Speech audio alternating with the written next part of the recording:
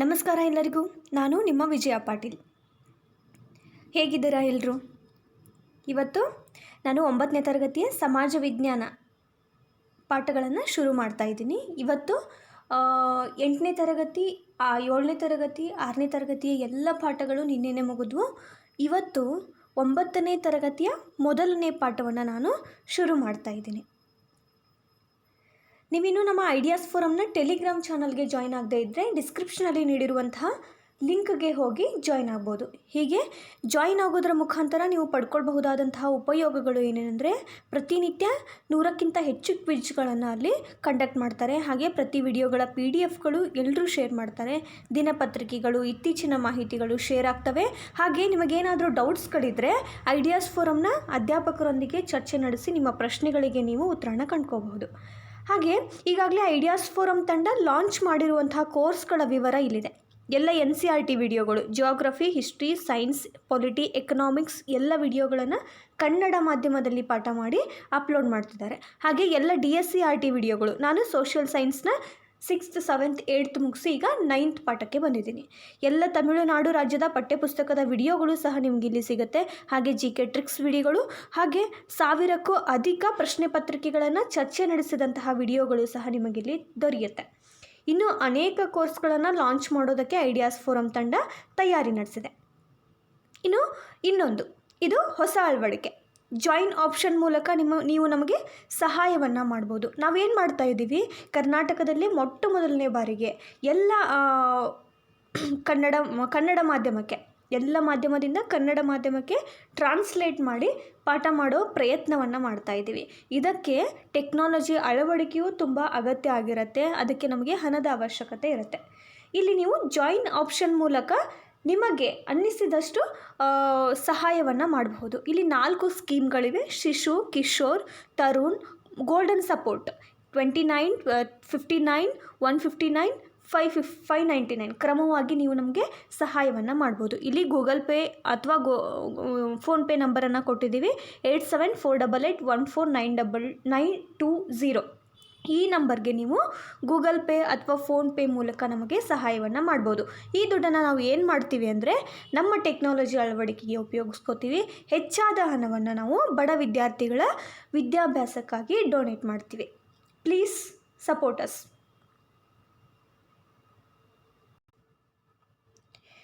ಇದು 9ನೇ ತರಗತಿ ಸಮಾಜ ವಿಜ್ಞಾನ ಭಾಗ 1 ಇತಿಹಾಸದ ಮೊದಲನೇ ಭಾಗ. ಯಾವುದು? ಕ್ರೈಸ್ತ ಧರ್ಮ ಮತ್ತು ಇಸ್ಲಾಂ ಧರ್ಮ. ಈ ಪಾಠದಲ್ಲಿ ನಾವು ಏನೇನೆಲ್ಲ ಕಲಿತೀವಿ ಅಂದರೆ, ಕ್ರೈಸ್ತ ಮತ್ತು ಇಸ್ಲಾಂ ಧರ್ಮಗಳ ಆರಂಭ, ಉದಯ ಹೇಗಾಯಿತು, ಹಾಗೆ ಯೇಸು ಕ್ರಿಸ್ತ ಹಾಗೆ ಮೊಹಮ್ಮದ್ ಪೈಗಂಬರ್ ಅವರ ಜೀವನಗಳು ಮತ್ತು ಅವರ ಬೋಧನೆಗಳು, ಮತ್ತು ಕ್ರೈಸ್ತ ಧರ್ಮ ಮತ್ತು ಬೌದ್ಧ ಧರ್ಮ ಕೊಟ್ಟಂತಹ ಕೊಡುಗೆಗಳು ಏನು, ಅವರ ಧರ್ಮ ಪ್ರಚಾರವನ್ನು ಅವರು ಹೇಗೆ ಮಾಡಿದ್ರು, ಹಾಗೆ ಆ ಕ್ರೈಸ್ತ ಮತ್ತು ಬೌದ್ಧ ಪಂಗಡಗಳಲ್ಲಿ, ಇಸ್ಲಾಂ ಪಂಗಡಗಳಲ್ಲಿ, ಬೌದ್ಧ ಅಲ್ಲ, ಕ್ರೈಸ್ತ ಮತ್ತು ಇಸ್ಲಾಂ ಧರ್ಮಗಳ ಪಂಗಡಗಳಲ್ಲಿ ನಾವು ಯಾವ್ಯಾವ ಪಂಗಡಗಳನ್ನು ಕಾಣ್ತೀವಿ ಅನ್ನೋದನ್ನು ನಾವು ಈ ಪಾಠದಿಂದ ಕಲಿತೀವಿ.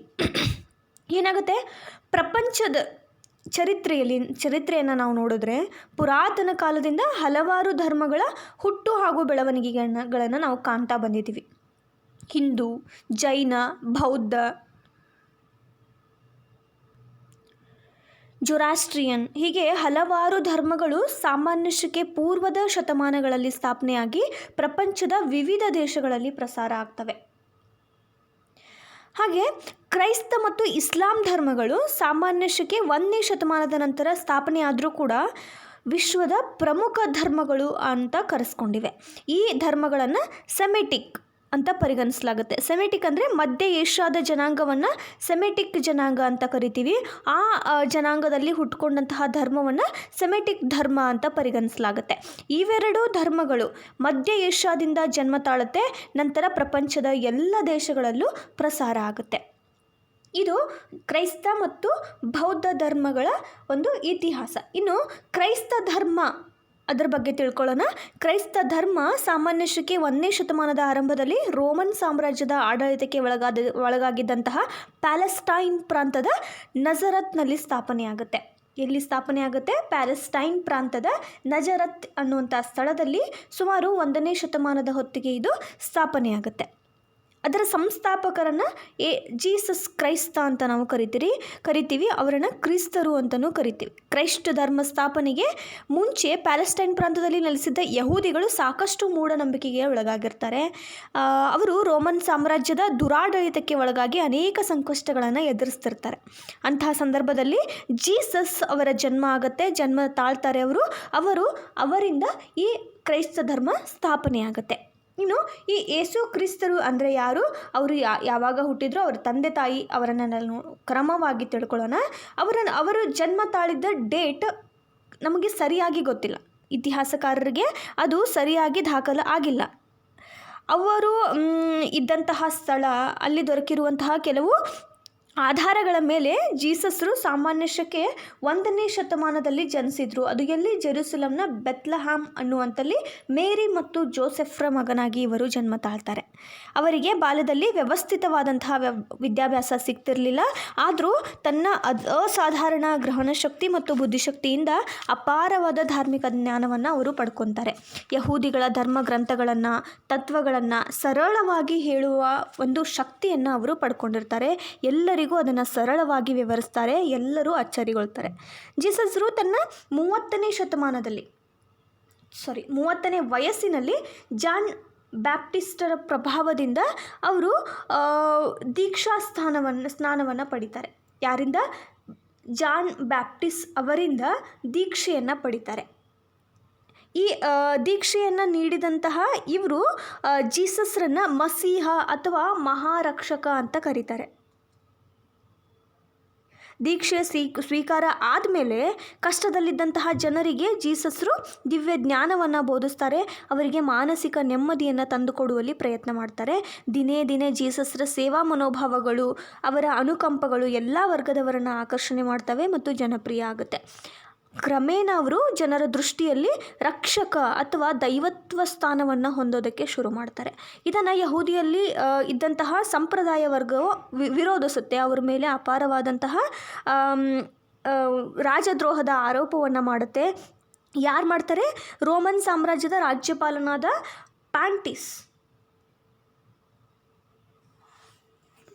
ಪ್ಯಾಂಟಿಯಸ್ ಪಿಲಾತ ಅನ್ನುವಂಥವನು ದೂರನ್ನು ನೀಡ್ತಾನೆ, ರಾಜದ್ರೋಹದ ಆರೋಪವನ್ನು ಮಾಡ್ತಾನೆ. ವಿಚಾರಣೆ ಆದಮೇಲೆ ಜೀಸಸ್ರನ್ನು ಗೋಲ್ಗೋಥಾ ಅನ್ನುವಂತಹ ಬೆಟ್ಟದಲ್ಲಿ ಶಿಲುಬೆಗೆ ಏರಿಸ್ತಾರೆ. ಈ ದಿನವನ್ನು ಕ್ರೈಸ್ತ ಸಮುದಾಯದವರು ಇಂದಿಗೂ ಕೂಡ ಗುಡ್ ಫ್ರೈಡೇ ಅಂತ ಆಚರಿಸ್ತಾರೆ. ಇದು ಜೀಸಸ್ರ ಜನನದಿಂದ ಮರಣದವರೆಗೂ ಅವರು ಮಾಡಿದಂತಹ ಸಾಧನೆಗಳು, ಬೋಧನೆಗಳು. ಇನ್ನು ಅವರು ಯಾವ್ಯಾವ ಬೋಧನೆಗಳನ್ನು ಮಾಡಿದರು ಅಂತ ಇಲ್ಲಿ ತಿಳ್ಕೊಳ್ಳೋಣ. ಯೇಸು ಕ್ರಿಸ್ತರು ತನ್ನ 30ನೇ ಶತಮಾನದಲ್ಲಿ 33ನೇ ವಯಸ್ಸಿನವರೆಗೆ ಯೇಸು ಕ್ರಿಸ್ತರು ತನ್ನ 30ನೇ ವಯಸ್ಸಿನಿಂದ 33ನೇ ವಯಸ್ಸಿನವರೆಗೆ ಪ್ಯಾಲೆಸ್ಟೈನ್ ಪ್ರಾಂತದ ಹಲವಾರು ಭಾಗಗಳಲ್ಲಿ ಸಂಚರಿಸ್ತಾರೆ. ದೈವತ್ವದ ಬಗ್ಗೆ, ಈ ಧಾರ್ಮಿಕ ಜ್ಞಾನದ ಬಗ್ಗೆ ಸರಳ ಬೋಧನೆಗಳನ್ನು ಮಾಡ್ತಾರೆ. ಈ ಬೋಧನೆಗಳನ್ನು ಮಾಡುವ ಮೂಲಕ ಜನರಲ್ಲಿ ಶಾಂತಿ, ಕರುಣೆ ಮತ್ತು ಅವರಲ್ಲಿ ಶಾಂತಿಯ ಭದ್ರ ಬುನಾದಿಯನ್ನು ನೀಡ್ತಾರೆ. ಅವ ಬೋಧನೆಗಳು ಯಾವ್ಯಾವು ಅಂದರೆ, ದೇವರು ಒಬ್ಬನೇ, ದಯಾಮಯ ದೇವರು, ಸರ್ವರಾಶಿಗಳ ತಂದೆ ಅಂತ ಬೋಧಿಸ್ತಾರೆ. ಸೋದರತ್ವ ಭಾವವನ್ನು ಹೊಂದಿರಬೇಕು, ಪ್ರತಿಯೊಬ್ಬರೂ ಕೂಡ ಸೋದರತ್ವ ಭಾವನೆಯನ್ನು ಹೊಂದಿರಬೇಕು ಅಂತ ಹೇಳ್ತಾರೆ. ನಾವು ಕಷ್ಟದಲ್ಲಿದ್ದವರನ್ನು ಪ್ರೀತಿಸಿದ್ರೆ ದೇವರನ್ನು ಪ್ರೀತಿಸಿದಂತೆ ಅಂತ ಹೇಳ್ತಾರೆ. ಮತ್ತು ಸೇವೆ ಮಾಡುವಾಗ ಯಾವುದೇ ಪ್ರತಿಫಲ ಬಯಸದೆ ಸೇವೆ ಮಾಡಬೇಕು ಅಂತ ಹೇಳ್ತಾರೆ.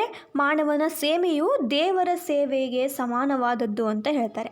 ಮಾನವನು ತನ್ನ ತಪ್ಪಿಗೆ ಪಶ್ಚಾತ್ತಾಪ ಪಟ್ಟರೆ ಅದಕ್ಕಿಂತ ಕ್ಷಮಾಪಣೆ ಮತ್ತೊಂದಿಲ್ಲ. ಅದು ದೇವರಿಂದ ಕ್ಷಮಾಪಣೆ ಇದ್ದಂತೆ. ಅದು ಪಶ್ಚಾತ್ತಾಪ ಅನ್ನೋದು ದೇವರಿಂದ ಕ್ಷಮೆಗೆ ದಾರಿ ಅಂತ ಹೇಳ್ತಾರೆ. ನಿನ್ನ ಶತ್ರುವನ್ನು ಪ್ರೀತಿಸು, ನಿನಗೆ ಕೆಟ್ಟದ್ದು ಬಯಸುವವರಿಗೆ ಒಳ್ಳೆಯದನ್ನು ಬಯಸು ಅಂತ ಹೇಳ್ತಾರೆ. ಇವೆಲ್ಲ ಬೋಧನೆಗಳನ್ನು ಜೀಸಸ್ ಕ್ರೈಸ್ತರು ಮಾಡ್ತಾರೆ. ಇನ್ನು ಈ ಕ್ರೈಸ್ತ ಧರ್ಮದ ಪ್ರಸಾರ ಹೇಗಾಗುತ್ತೆ ಅಂದರೆ, ಜೀಸಸ್ರು ಬದುಕಿದ್ದಾಗ ತನ್ನ ತತ್ವಗಳನ್ನು ಪ್ರಪಂಚದ ಎಲ್ಲ ಭಾಗಗಳಲ್ಲೂ ಹರಡ್ತಾರೆ.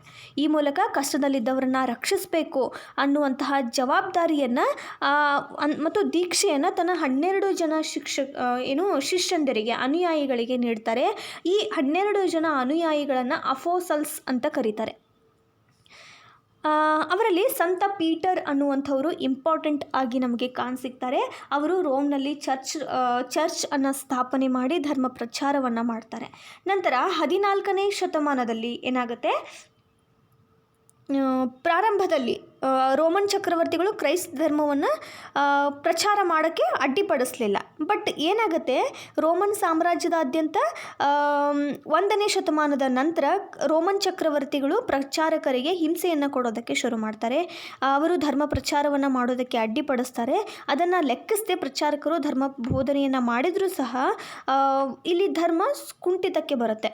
ನಂತರ 4ನೇ ಶತಮಾನದ ಹೊತ್ತಿಗೆ ಅಧಿಕಾರಕ್ಕೆ ಬಂದಂತಹ ಕಾನ್ಸ್ಟಂಟೈನ್ ಅವರು ಸಾಮಾನ್ಯ ಶಕೆ 313ರಲ್ಲಿ ಕ್ರೈಸ್ತ ಧರ್ಮವನ್ನು ರಾಜಧರ್ಮ ಅಂತ ಸ್ವೀಕಾರ ಮಾಡ್ತಾರೆ. ಅಂದಿನಿಂದ ಈ ಧರ್ಮ ರಾಜ್ಯಾಧಿಕಾರದ ಬೆಂಬಲವನ್ನು ಪಡ್ಕೊಂಡು ರೋಮ್, ಗ್ರೀಕ್, ಮ್ಯಾಸಿಡೋನಿಯಾ, ಏಷ್ಯಾ ಮೈನರ್ಗಳಲ್ಲಿ ಹರಡಲು ಆರಂಭ ಮಾಡುತ್ತೆ. ರೋಮನ್ ಚರ್ಚ್ ಹಾಗೂ ಮತ ಪ್ರಚಾರಕರು ನಡೆಸಿದಂತಹ ಮತಾಂತರದಿಂದ ಹೆಚ್ಚಿನ ಪ್ರಚಾರ ನಡೆಯುತ್ತೆ. ಕ್ರೈಸ್ತ ಧರ್ಮದ ಪವಿತ್ರ ಗ್ರಂಥ ಯಾವುದು ಅಂದರೆ ಅದು ಬೈಬಲ್. ಈ ಬೈಬಲ್ ಬಗ್ಗೆ ಹೇಳಬೇಕಾದ್ರೆ ಈ ಬೈಬಲ್ನಲ್ಲಿ ಎರಡು ಭಾಗ ಇದೆ, old testament and new testament ಅಂತ. ಹಳೆಯ ಒಡಂಬಡಿಕೆ, ಹೊಸ ಒಡಂಬಡಿಕೆ. ಇದು ಮೊದಲು ಹಿಬ್ರೂ ಭಾಷೆಯಲ್ಲಿ ರಚನೆಯಾಗಿತ್ತು. ಇಂಗ್ಲೆಂಡಿನ 1ನೇ ಜೇಮ್ಸ್ ಅವಧಿಯಲ್ಲಿ ಇಂಗ್ಲೀಷ್ ಭಾಷೆಗೆ ಇದು ಅನುವಾದ ಆಗುತ್ತೆ. ಇದು ಹಿಬ್ರೂ ಭಾಷೆಯಿಂದ ಇಂಗ್ಲೀಷ್ ಭಾಷೆಗೆ ಅನುವಾದ ಆಗಿದ್ದು 1ನೇ ಜೇಮ್ಸ್ನ ಆಡಳಿತ ಕಾಲದಲ್ಲಿ. ಇನ್ನು 1ನೇ ಭಾಗದಲ್ಲಿ ಏನಿದೆ ಅಂದರೆ ಹಳೆಯ ಒಡಂಬಡಿಕೆಯಲ್ಲಿ ಯಹೂದಿಗಳ ಧಾರ್ಮಿಕ ನಂಬಿಕೆಗಳ ಬಗ್ಗೆ ಮಾಹಿತಿ ಇದ್ದರೆ, 2ನೇ ಭಾಗದಲ್ಲಿ ಹೊಸ ಒಡಂಬಡಿಕೆಯಲ್ಲಿ ಜೀಸಸ್ ಕ್ರಿಸ್ಟರ ಜೀವನ, ಅವರ ಬೋಧನೆಗಳು ಇವೆಲ್ಲ ಅಡಕಗೊಂಡಿವೆ. ಇದು ಪ್ರಪಂಚದಲ್ಲಿ ಅತಿ ಹೆಚ್ಚು ಭಾಷೆಗಳಿಗೆ ಅನುವಾದವಾಗಿರುವಂತಹ ಗ್ರಂಥಗಳಲ್ಲಿ ಒಂದು ಅಂತ ಹೇಳಲಾಗುತ್ತೆ. ಯಾವುದು? ಬೈಬಲ್. ಇದು ಕ್ರೈಸ್ತ ಮತದ ಒಂದು ಪವಿತ್ರ ಗ್ರಂಥ. ಇನ್ನು ಕ್ರೈಸ್ತರು ಕೊಟ್ಟಂತಹ ಕೊಡುಗೆಗಳು ಏನು? ಕ್ರೈಸ್ತ ಧರ್ಮದ ಕೊಡುಗೆಗಳು ಏನು? ಕ್ರೈಸ್ತ ಧರ್ಮ ಪ್ರಚಾರಕ್ಕೆ ಶಾಂತಿ ಮತ್ತು ಸೋದರತ್ವ ತತ್ವಗಳನ್ನು ನೀಡಿದೆ. ಇದು ಏನು ಹೇಳುತ್ತೆ? ಎಲ್ಲರೂ ಕೂಡ ಶಾಂತಿ ಮತ್ತು ಸೋದರತ್ವ ಭಾವವನ್ನು ಹೊಂದಿರಬೇಕು ಅಂತ ಹೇಳುತ್ತೆ. ಚರ್ಚ್ಗಳು ಹಾಗೂ ಕೆಲವು ಮತ ಪ್ರಚಾರಕರು ಶಿಕ್ಷಣ ಕೇಂದ್ರಗಳನ್ನು ಸ್ಥಾಪಿಸ್ತಾರೆ. ಅಲ್ಲಿಗೆ ಶಿಕ್ಷಣಕ್ಕೆ ಇವರು ಒತ್ತು ನೀಡ್ತಾರೆ. ಶಿಕ್ಷಣದ ಬೆಳವಣಿಗೆಗೆ ಇವರು ಕಾರಣರಾಗ್ತಾರೆ. ಇನ್ನು ಕ್ರೈಸ್ತ ಧರ್ಮ ಏನು ಮಾಡುತ್ತೆ? ಕಟ್ಟಡಗಳ ನಿರ್ಮಾಣಕ್ಕೆ ಹೊಸ ವಿನ್ಯಾಸ ಶೈಲಿಯನ್ನು ಪರಿಚಯ ಮಾಡಿಕೊಡುತ್ತೆ.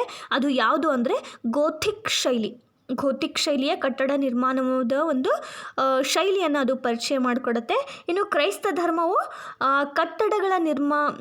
ಕ್ರೈಸ್ತ ಧರ್ಮ ವೈದ್ಯಕೀಯ ಸೇವೆಗಳನ್ನು ಪ್ರಪಂಚದಾದ್ಯಂತ ಮಾಡಿಕೊಡುತ್ತೆ. ಹಾಗೆ ಸ್ತ್ರೀಯರು ಮತ್ತು ದುರ್ಬಲ ಸಮುದಾಯಗಳಿಗೆ ಶಿಕ್ಷಣವನ್ನು ನೀಡಿದ್ರಿಂದಾಗಿ ಗುಣಾತ್ಮಕ ಸಾಮಾಜಿಕ ಬದಲಾವಣೆಗಳು ಅಲ್ಲಿ ಆಗ್ತವೆ. ಅದನ್ನು ನಾವು ಸಬಲೀಕರಣ ಅಂತ ಹೇಳ್ತೀವಿ. ಇವರು ಸ್ತ್ರೀಯರಿಗೂ ಸ್ಥಾನಮಾನವನ್ನು ಕೊಡೋದಕ್ಕೆ ಶುರು ಮಾಡ್ತಾರೆ. ಅಲ್ಲಿಗೆ ಅವರು ಮಹಿಳಾ ಸಬಲೀಕರಣಕ್ಕೂ ಕೂಡ ಅಷ್ಟೇ ಒತ್ತನ್ನು ನೀಡ್ತಿದ್ರು ಅನ್ನೋದು ಗೊತ್ತಾಗುತ್ತೆ. ಇವು ಕ್ರೈಸ್ತ ಧರ್ಮದ ಕೊಡುಗೆಗಳು. ಇನ್ನು ಕ್ರೈಸ್ತ ಧರ್ಮದಲ್ಲಿ ಹಲವಾರು ಪಂಗಡಗಳನ್ನು ನಾವು ಕಾಣ್ತೀವಿ. 16ನೇ ಶತಮಾನದವರೆಗೂ ರೋಮನ್ ಕ್ಯಾಥೋಲಿಕರ ಹಿಡಿತದಲ್ಲಿದ್ದಂತಹ ಕ್ರೈಸ್ತ ಧರ್ಮ ಹೊಸ ಕವಲುಗಳಿಗೆ ಕಾರಣ ಆಗುತ್ತೆ. ಕ್ರಮೇಣ ಜನಸಾಮಾನ್ಯರಿಂದ ಮತ್ತು ಕ್ರೈಸ್ತ ಬೋಧನೆಗಳಿಂದ ಇದು ದೂರ ಸರಿಯುತ್ತೆ. ಚರ್ಚ್ಗಳಲ್ಲಿ ಪುರೋಹಿತರು ಮತ್ತು ಭೂ ಮಾಲೀಕರು ಮೆರೆಯಲಾರಂಭಿಸ್ತಾರೆ. ಧರ್ಮ ಜನರ ವಿರೋಧಕ್ಕೆ ಆಗುತ್ತೆ ಈ ಕ್ರೈಸ್ತ ಧರ್ಮ. ಈ ಹಿನ್ನೆಲೆಯಲ್ಲಿ ಮಾರ್ಟಿನ್ ಲೂಥರ್ ನೇತೃತ್ವದಲ್ಲಿ ಜರ್ಮನಿಯಲ್ಲಿ ಸುಧಾರಣಾ ಚಳುವಳಿಗಳು ಪ್ರಾರಂಭ ಆಗ್ತವೆ. ಪ್ರಾಟೆಸ್ಟಂಟ್ ಅನ್ನುವಂತಹ ಹೊಸ ಪಂಗಡ ಇಲ್ಲಿ ಶುರುವಾಗುತ್ತೆ. ಇದರಿಂದ ಕ್ರೈಸ್ತ ಧರ್ಮವು 2 ಪಂಗಡಗಳಾಗಿ ವಿಂಗಡಣೆ ಆಗುತ್ತೆ. ಅದು ಕ್ಯಾಥೋಲಿಕರು ಮತ್ತು ಪ್ರೊಟೆಸ್ಟಂಟರು ಅಂತ. ನಂತರ ಭೌಗೋಳಿಕ ಅನ್ವೇಷಣೆಗಳು ಮತ್ತು ಆ ಮೂಲಕ ಐರೋಪ್ಯ ಸಾಮ್ರಾಜ್ಯಶಾಹಿ ಶಕ್ತಿ ರಾಷ್ಟ್ರಗಳು ವಿವಿಧ ಭೂಖಂಡಗಳಲ್ಲಿ ತಮ್ಮ ನೆಲೆಗಳನ್ನು ಸ್ಥಾಪಿಸೋದಕ್ಕೆ ಶುರು ಮಾಡ್ತಾರೆ. ಇವರು ಕ್ರಮೇಣ ರಾಜಕೀಯ ಶಕ್ತಿಯಾಗಿ ಬೆಳೀತಾರೆ. ತಮ್ಮ ಅಧಿಕಾರದ ಮುಂದುವರಿಕೆಗಾಗಿ ಕ್ರೈಸ್ತ ಧರ್ಮದ ಪ್ರಚಾರವನ್ನು ಅವರು ಬೆಂಬಲಿಸ್ತಾರೆ. ಈ ಬೆಳವಣಿಗೆಗಳು ಭಾರತವೂ ಸೇರಿದಂತೆ ಹಲವಾರು ರಾಷ್ಟ್ರಗಳಲ್ಲಿ ಕ್ರೈಸ್ತ ಧರ್ಮ ಮತ್ತಷ್ಟು ಪ್ರಬಲವಾಗಿ ಬೆಳೆಯೋದಕ್ಕೆ ಕಾರಣ ಆಗುತ್ತೆ. ಹೀಗೆ ಕ್ರೈಸ್ತ ಧರ್ಮದಲ್ಲಿ ಕ್ಯಾಥೋಲಿಕರು ಮತ್ತು ಪ್ರೊಟೆಸ್ಟೆಂಟರು ಅಂತ ಡಿವೈಡ್ ಆಗೋದಕ್ಕೆ ಕಾರಣ ಅಲ್ಲಿ ಜನಸಾಮಾನ್ಯರಿಂದ ಜನಸಾಮಾನ್ಯರಿಂದ ಮತ್ತು ಕ್ರೈಸ್ತ ಬೋಧನೆಗಳಿಂದ ಕ್ಯಾಥೋಲಿಕರ ಹಿಡಿತದಲ್ಲಿದ್ದಂತಹ ಕ್ರೈಸ್ತ ಧರ್ಮ ದೂರ ಸರಿಯೋದಕ್ಕೆ ಶುರುವಾಗುತ್ತೆ. ಪುರೋಹಿತರಾಗಲಿ ಸಂಪ್ರದಾಯಗಳಾಗಲಿ ಈ ಧರ್ಮವನ್ನು ವಿರೋಧಿಸ್ತಾರೆ. ಈ ಧರ್ಮ ವಿರೋಧಕ್ಕೆ ಅಥವಾ ಜನರ ವಿರೋಧಕ್ಕೆ ಗುರಿಯಾಗುತ್ತೆ. ಮಾರ್ಟಿನ್ ಲೂಥರ್ ನೇತೃತ್ವದಲ್ಲಿ ಜರ್ಮನಿಯಲ್ಲಿ ಸುಧಾರಣಾ ಚಳುವಳಿಯ ಅಡಿಯಲ್ಲಿ ಈ ಪ್ರೊಟೆಸ್ಟೆಂಟರು ಅನ್ನುವಂಥ ಹೊಸ ಪಂಗಡ ಉದಯ ಆಗುತ್ತೆ. ಅಲ್ಲಿಗೆ ಕ್ಯಾಥೋಲಿಕರು ಅಂತ ಪ್ರೊಟೆಸ್ಟೆಂಟರು ಅಂತ ಎರಡು ಪಂಗಡಗಳು ಇಲ್ಲಿ ಶುರುವಾಗುತ್ತೆ. ಇದು ಕ್ರೈಸ್ತ ಧರ್ಮದ ಪಂಗಡಗಳು. ಇನ್ನು ನಂತರ ಕ್ರೈಸ್ತ ಧರ್ಮ ಒಂದಾದರೆ ಇಸ್ಲಾಂ ಧರ್ಮಕ್ಕೂ ಕೂಡ ಅಷ್ಟೇ ಪ್ರಾಮುಖ್ಯತೆ ಇದೆ. ಇಸ್ಲಾಂ ಧರ್ಮ ಪ್ರಾರಂಭ ಆದದ್ದು ಎಲ್ಲಿ ಅಂದರೆ ಅರೇಬಿಯಾ ದೇಶದಲ್ಲಿ. ಇದು ಪಶ್ಚಿಮ ಏಷ್ಯಾದ ಒಂದು ಪರ್ಯಾಯ ದ್ವೀಪ ಅಂತ ಕರೆಸ್ಕೊಳ್ಳುತ್ತೆ. ಈ ಪ್ರದೇಶ ಮರುಭೂಮಿ ಆಗಿರುತ್ತೆ, ವ್ಯವಸಾಯಕ್ಕೆ ಯೋಗ್ಯ ಆಗಿರಲ್ಲ. ಇದರಿಂದಾಗಿ ಏನು ಮಾಡ್ತಾರೆ, ಅರಬ್ಬರು ವಲಸೆಗಾರರಾಗಿ ಎಲ್ಲಿ ಫಲವತ್ತಾದ ಭೂಮಿ ಇರುತ್ತೋ, ಎಲ್ಲಿ ನೀರು ದೊರಕುತ್ತೋ ಅಲ್ಲಿ ನೆಲೆಸ್ತಾ ಇದ್ರು. ಈ ರೀತಿ ನೆಲೆಸಿದಂತಹ ಪ್ರದೇಶಗಳನ್ನು ಮೆಕ್ಕಾ ಮತ್ತು ಮದೀನಾಗಳು ಅಂತ ಕರೆದ್ರು. ಆರಂಭದಲ್ಲಿ ಅರಬ್ಬರು ಬಹುದೇವತಾ ಆರಾಧಕರಾಗಿದ್ದರು. ಕಲ್ಲು, ಮರ, ಚಿಲುಮೆ ಹೀಗೆ ಹಲವಾರು ವಸ್ತುಗಳನ್ನು ಅವರು ದೇವರು ಅಂತ ಪೂಜಿಸ್ತಿದ್ರು. ಕಾಬಾ ಅನ್ನುವಂಥದ್ದು ಅರಬ್ಬರ ಪ್ರಮುಖವಾದ ಧಾರ್ಮಿಕ ಕೇಂದ್ರ ಆಗಿತ್ತು. ಮೆಕ್ಕಾ ಮತ್ತು ಮದೀನಾಗಳಿಗಿಂತ ಮುಂಚೆ ಕಾಬಾ ಅನ್ನುವಂಥ ಸ್ಥಳ ಪ್ರಮುಖ ಧಾರ್ಮಿಕ ಕೇಂದ್ರ ಆಗಿತ್ತು. ಯಾರಿಗೆ? ಅರಬ್ಬರಿಗೆ. ಇನ್ನು ಈ ಇಸ್ಲಾಂ ಧರ್ಮದ ಸ್ಥಾಪಕ ಆದಂತಹ ಮಹಮ್ಮದ್ ಪೈಗಂಬರ್ ಅವರ ಜೀವನವನ್ನು ಇಲ್ಲಿ ನೋಡೋಣ. ಇಸ್ಲಾಂ ಧರ್ಮದ ಪ್ರವಾದಿಗಳಾದಂತಹ ಮಹಮ್ಮದ್ ಪೈಗಂಬರ್ ಸಾಮಾನ್ಯ ಶಕೆ 570ರಲ್ಲಿ ಮೆಕ್ಕಾದಲ್ಲಿ ಜನಿಸ್ತಾರೆ. ಅವರ ತಂದೆ ಅಬ್ದುಲ್ಲಾ ಮತ್ತು ತಾಯಿ ಅಮೀನಾ. ಬಾಲ್ಯದಲ್ಲಿ ತನ್ನ ತಂದೆ ತಾಯಿಯನ್ನು ಕಳ್ಕೊಳ್ತಾರೆ. ಚಿಕ್ಕಪ್ಪನ ಆಶ್ರಯದಲ್ಲಿ ಇವರು ಬೆಳೀತಾರೆ. ನಂತರ ಕುರಿ ಕಾಯ್ತಾ ಇದ್ದರು. ನಂತರ ಚಿಕ್ಕಪ್ಪನ ಜೊತೆಯಲ್ಲಿ ವ್ಯಾಪಾರವನ್ನು ಮಾಡ್ತಾ ಮೆಕ್ಕಾ ಹಾಗೂ ಸಿರಿಯಾ ಪ್ರದೇಶಗಳಿಗೆ ಭೇಟಿಯನ್ನು ನೀಡ್ತಾ ಇದ್ದರು. ಆಗ ಏನಾಗುತ್ತೆ, ಮೆಕ್ಕಾದಲ್ಲಿ ಒಬ್ಬ ವರ್ತಕಿ ಆದಂತಹ ಶ್ರೀಮಂತ ವಿಧವೆ ಆದಂತಹ ಖದೀಜಾ ಅವರ ಪರಿಚಯ ಮಹಮ್ಮದ್ ಪೈಗಂಬರರಿಗೆ ಆಗುತ್ತೆ. ನಂತರ ಇವರಿಬ್ಬರ ಮದುವೆ ಆಗುತ್ತೆ. ಇವರಿಗೆ 2 ಗಂಡು ಮಕ್ಕಳು ಮತ್ತು 4 ಹೆಣ್ಣು ಮಕ್ಕಳ ಜನನ ಆಗುತ್ತೆ. ಇವರು ಜವಳಿ ಅಂದರೆ ಬಟ್ಟೆ ವ್ಯಾಪಾರಕ್ಕಾಗಿ ಮಹಮ್ಮದ್ರು ಬೇರೆ ಬೇರೆ ಪ್ರದೇಶಗಳಿಗೆ ಭೇಟಿ ನೀಡ್ತಾ ಇದ್ದಾಗ ಏನಾಗುತ್ತೆ, ಅವರಿಗೆ ಅಲ್ಲಿನ ಕ್ರೈಸ್ತ ಮತ್ತು ಯಹೂದಿಗಳ ಧರ್ಮಗಳ ಪರಿಚಯ ಆಗುತ್ತೆ. ಮೆಕ್ಕಾದ ಬಳಿ ಹೀರಾ ಅನ್ನುವಂಥ ಬೆಟ್ಟದ ತಪ್ಪಲಿಗೆ ಹೋಗಿ ಧ್ಯಾನಾಸಕ್ತರಾಗ್ತಾರೆ, ಜ್ಞಾನವನ್ನು ಪಡಿತಾರೆ. ಹೀರಾ ಅನ್ನುವಂಥಲ್ಲಿ ಹೋಗಿ ಧ್ಯಾನಾಸಕ್ತರಾಗ್ತಾರೆ ಮತ್ತು ಅವರು ಜ್ಞಾನೋದಯವನ್ನು ಪಡಿತಾರೆ. ಪೈಗಂಬರರನ್ನು ಜನರು ದೇವದೂತ ಅಂತ ಕರೀತಾರೆ. ಜ್ಞಾನೋದಯ ಪಡೆದಂತಹ ಈ ಮೊಹಮ್ಮದ್ ಪೈಗಂಬರ್ ಇಲ್ಲಿ ದೇವದೂತರಾಗ್ತಾರೆ. ಇವರ ತತ್ವಗಳು ಬಹುಬೇಗ ಜನರ ಆಕರ್ಷಣೆಯನ್ನು ಪಡೆದು ಬಹಳಷ್ಟು ಜನರು ಇವರ ಅನುಯಾಯಿಗಳಾಗ್ತಾರೆ. ಕೆಲವೊಮ್ಮೆ ಧ್ಯಾನಾಸಕ್ತರಾಗಿದ್ದಾಗ ಕೆಲವು ಮಾತುಗಳು ಅಂದರೆ ಸಂದೇಶಗಳನ್ನು ಅವರು ಅನುಯಾಯಿಗಳಿಗೆ ತಿಳಿಸ್ತಾ ಇದ್ದರು. ಅವುಗಳನ್ನು ದೇವರ ಸಂದೇಶಗಳು ಅಂತ ಪರಿಗಣಿಸಿ ಅವರ ಶಿಷ್ಯರು ಅವುಗಳನ್ನೆಲ್ಲ ಸಂಗ್ರಹ ಮಾಡ್ತಾಯಿದ್ರು. ಈ ದಿವ್ಯ ಸಂದೇಶಗಳ ಸಂಗ್ರಹ ಇಸ್ಲಾಂ ಧರ್ಮದ ಪವಿತ್ರ ಗ್ರಂಥ ಕುರಾನ್ ಆಗಿ ಪರಿವರ್ತನೆ ಆಯಿತು. ಮೊಹಮ್ಮದ್ ಪೈಗಂಬರರು ಜ್ಞಾನಾಸಕ್ತರಾಗಿದ್ದಾಗ ಅಥವಾ ಅವರ ಬೋಧನೆಗಳು ಇವೆಲ್ಲವುಗಳ ಸಂಗ್ರಹ ಕುರಾನ್. ಇದು ಇಸ್ಲಾಂ ಧರ್ಮದ ಪವಿತ್ರ ಗ್ರಂಥ. ಪೈಗಂಬರರು ತಮ್ಮ ತತ್ವಗಳನ್ನು ಮೆಕ್ಕಾದಲ್ಲಿ ಪ್ರಚಾರ ಮಾಡೋದಕ್ಕೆ ಶುರು ಮಾಡ್ತಾರೆ. ಬಹುದೇವತಾ ಆರಾಧನೆಯನ್ನು ವಿರೋಧಿಸಿದಂತಹ ಪೈಗಂಬರ್ ಮೆಕ್ಕಾದ ಜನರು ಒಬ್ಬರೇ ದೇವರನ್ನು ಪೂಜಿಸಬೇಕು ಅಂತ ಹೇಳ್ತಾರೆ. ಇದರಿಂದ ಜನರು ಹಲವಾರು ಜನರು, ಎಲ್ಲರೂ ಅಲ್ಲ ಕೆಲವು ಜನರು ಇದನ್ನು ವಿರೋಧಿಸ್ತಾರೆ, ಅವರ ಕೊಲೆಗೆ ಸಂಚನ ಹೂಡ್ತಾರೆ. ಇದನ್ನು ತಿಳಿದಂತಹ ಪೈಗಂಬರ್ ಸಾಮಾನ್ಯ ಶಕೆ 622ರಲ್ಲಿ ಮೆಕ್ಕಾದಿಂದ ಮದೀನಾಕ್ಕೆ ಪಯಣವನ್ನು ಮಾಡ್ತಾರೆ. ಈ ಒಂದು ಪ್ರಯಾಣ ಅಥವಾ ಪಲಾಯನವನ್ನು, ಅವರು ಮೆಕ್ಕಾದಿಂದ ಮದೀನಾಕ್ಕೆ ತೆರಳಿದ ಪಯಣವನ್ನು ಹಿಜಿರಾ ಅಂತ ಕರೀತಾ ಇದ್ರು. ಈ ಘಟನೆಯನ್ನು ಹಿಜಿರಾ ಅಂತ ಕರೆದ್ರು, ಅಂದರೆ ಪಲಾಯನ. ಹಿಜಿರಾ ಅಂದರೆ ಪಲಾಯನ. ಇದನ್ನು ಮುಸ್ಲಿಮರು ಹಿಜಿರಾ ಶಕ, ಅದನ್ನೇ ಒಂದು ಶಕೆ ಅಂತಲೇ ಮಾಡಿಕೊಂಡ್ರು, ಅದನ್ನು ಒಂದು ಕಾಲ ಅಂತಲೇ ಮಾಡಿಕೊಂಡ್ರು. ಮುಸ್ಲಿಮರು ಲೂನಾರ್ ಕ್ಯಾಲೆಂಡರ್, ಮುಸ್ಲಿಮರು ಅನುಸರಿಸುವಂತಹ ಲೂನಾರ್ ಕ್ಯಾಲೆಂಡರ್ ಈ ಹಿಜಿರಾ ಶಕವನ್ನು ಆಧಾರವಾಗಿಟ್ಕೊಂಡು ಮಾಡಲಾಗಿದೆ. ಮೊಹಮ್ಮದ್ ಪೈಗಂಬರರು ಸಾಮಾನ್ಯ ಶಕೆ 622ರಲ್ಲಿ ಮೆಕ್ಕಾದಿಂದ ಮದೀನಾಕ್ಕೆ ಪಯಣವನ್ನು ಮಾಡ್ತಾರೆ. ಅದನ್ನು ಹಿಜಿರಾ ಅಂತ ಕರೆದು ಮುಸ್ಲಿಮರು ಹಿಜಿರಾ ಶಕ ಅಂತ ಅದನ್ನು ಪರಿಗಣನೆ ಮಾಡ್ತಾರೆ. ಮದೀನಾದ ಜನರು ಪೈಗಂಬರನ್ನ ಆದರದಿಂದ ಸ್ವಾಗತ ಮಾಡ್ತಾರೆ. ಅವರ ಬೋಧನೆಗಳನ್ನು ಈ ಮದೀನಾದ ಜನರು ಅನುಸರಿಸ್ತಾರೆ. 8 ವರ್ಷಗಳ ಆದ ನಂತರ ಮೆಕ್ಕಾ ಮತ್ತು ಮದೀನಾದ ಮಧ್ಯೆ ಯುದ್ಧ ಆಗುತ್ತೆ. ಮದೀನಾದ ಜನರು ಮೆಕ್ಕಾದವರನ್ನು ಸೋಲಿಸ್ತಾರೆ. ಆಗ ಪೈಗಂಬರ್ರವರು ಮೆಕ್ಕಾಕ್ಕೆ ಪ್ರವೇಶ ಮಾಡ್ತಾರೆ. ನಂತರ ಏನಾಗುತ್ತೆ, ಮೆಕ್ಕಾದ ಜನ ಪೈಗಂಬರ್ರವರ ತತ್ವಗಳನ್ನು ಒಪ್ಪಿ ಪೈಗಂಬರರು ಬೋಧಿಸಿದ ಧರ್ಮವನ್ನು ಒಪ್ಕೊಳ್ತಾರೆ. ಕ್ರಮೇಣ ಪೈಗಂಬರರ ತತ್ವಗಳು ಅರಬ್ ದೇಶದಾದ್ಯಂತ ಹರಡುತ್ತದೆ. ಪೈಗಂಬರರು ಸಾಮಾನ್ಯ ಶಕೆ 632ರಲ್ಲಿ ಅಂತ್ಯವನ್ನು ಹೊಂದುತ್ತಾರೆ, ಅಂದರೆ ಮರಣವನ್ನು ಹೊಂದ್ತಾರೆ. ಮೊಹಮ್ಮದ್ ಪೈಗಂಬರರು ಬೋಧಿಸಿದಂತಹ ಬೋಧನೆಗಳು ಯಾವ್ಯಾವು ಅಂದರೆ, ಇಲ್ಲಿ ಇಸ್ಲಾಂ ಅಂತಂದರೆ ಒಂದು ದೇವರಿಗೆ ಶರಣಾಗು ಅಂತ ಅರ್ಥ. ಈ ಮೊಹಮ್ಮದ್ ಪೈಗಂಬರರು ಏಕದೇವತಾ ಆರಾಧನೆಯನ್ನು ಬೆಂಬಲಿಸ್ತಾರೆ. ಮುಸ್ಲಿಂ ಅಂತಂದರೆ ದೇವರ ಅನುಯಾಯಿ ಅಂತ ಅರ್ಥ ಆಗುತ್ತೆ. ಇಲ್ಲಿ ಅವರು ದೇವರು ಒಬ್ಬನೇ, ಆತನೇ ಅಲ್ಲಾನನ್ನು ಒಲಿಸಿಕೊಳ್ಳಲು ಸರಳ ಪ್ರಾರ್ಥನೆ ಒಂದು ಸಾಕು ಅಂತ ಹೇಳ್ತಾರೆ. ಪ್ರಾಮಾಣಿಕತೆ, ನೀತಿಯುತ ಜೀವನವನ್ನು ನಡೆಸಬೇಕು, ದುಶ್ಚಟಗಳಿಂದ ದೂರ ಇರಬೇಕು ಅಂತ ಹೇಳ್ತಾರೆ. ದೀನ ದುರ್ಬಲರ ಬಗ್ಗೆ ಕರುಣೆ ಹಾಗೂ ಸ್ತ್ರೀಯರ ಬಗ್ಗೆ ಗೌರವ ಇರಬೇಕು ಅಂತ ಹೇಳ್ತಾರೆ. ಇವೆಲ್ಲ ಬೋಧನೆಗಳನ್ನು ಮೊಹಮ್ಮದ್ ಪೈಗಂಬರರು ಮಾಡ್ತಾರೆ. ಇನ್ನು ಇಸ್ಲಾಂ ಧರ್ಮದ ಆಚರಣೆಗಳು ಏನೇನು, ಅವರು ಕೆಲವೊಂದು ಆಚರಣೆಗಳನ್ನು ಮಾಡ್ತಾರೆ. ಇಂದಿಗೂ ಕೂಡ ಅದು ನಡ್ಕೋತಾ ಬಂದಿದೆ. ನಾವು ನೋಡ್ತೀವಿ, ಮುಸ್ಲಿಮರಲ್ಲಿ ಕಲಿಮಾ ಅಂತ ಆಚರಣೆ ಮಾಡ್ತಾರೆ. ಅಂದರೆ ಅಲ್ಲಾನಲ್ಲಿ ಅವರು ನಂಬಿಕೆಯನ್ನು ಇಡ್ತಾರೆ. ಇನ್ನು ನಮಾಜ್ ಮಾಡ್ತಾರೆ. ಪ್ರತಿದಿನ 5 ಬಾರಿ ಅವರು ಅಲ್ಲಾನಿಗೆ ಪ್ರಾರ್ಥನೆಯನ್ನು ಸಲ್ಲಿಸಬೇಕು. ಇನ್ನು ರೋಜಾ ಅಂತ ಮಾಡ್ತಾರೆ. ರೋಜಾ ತಿಂಗಳಲ್ಲಿ ಅವರು ರಂಜಾನ್ ತಿಂಗಳಲ್ಲಿ ಅವರು ರೋಜಾವನ್ನು ಮಾಡ್ತಾರೆ, ಉಪವಾಸವನ್ನು ಮಾಡ್ತಾರೆ. ಇನ್ನು ಜಕಾತ್ ಅಂತ ಅವರು ಆಚರಣೆ ಮಾಡ್ತಾರೆ. ಅಂದರೆ ಆದಾಯದಲ್ಲಿ ಒಂದಿಷ್ಟು ಹಣವನ್ನು ತೆಗೆದಿಟ್ಟು ಆ ಒಂದು ಭಾಗವನ್ನು ಬಡವರಿಗೆ ದಾನ ಮಾಡಬೇಕು ಅಂತ ಅವರು ಆಚರಣೆ ಮಾಡ್ತಾರೆ. ಇನ್ನು ಹಜ್ ಯಾತ್ರೆಯನ್ನು ಮಾಡ್ತಾರೆ. ಅಂದರೆ ಜೀವನದಲ್ಲಿ 1 ಬಾರಿ ಆದರೂ ಮೆಕ್ಕಾಕ್ಕೆ ಪ್ರಯಾಣವನ್ನು ಮಾಡಬೇಕು ಅನ್ನೋದು ಈ ಆಚರಣೆ. ಈ ಎಲ್ಲ 5 ಆಚರಣೆಗಳನ್ನು ಮುಸ್ಲಿಮರು ಫಾಲೋ ಮಾಡ್ತಾರೆ. ಇನ್ನು ಇಸ್ಲಾಂ ಧರ್ಮದ ಪ್ರಚಾರ ಹೇಗಾಯಿತು? ಮೊಹಮ್ಮದ್ ಪೈಗಂಬರವರ ಮರಣದ ತರುವಾಯ ಧರ್ಮ ಪ್ರಚಾರದ ಜವಾಬ್ದಾರಿಯನ್ನು ಖಲೀಫರು ತೆಗೆದುಕೊಳ್ತಾರೆ. ಇವರನ್ನು ಪೈಗಂಬರರ ಉತ್ತರಾಧಿಕಾರಿಗಳು ಅಂತಲೂ ಕರೀತಾರೆ.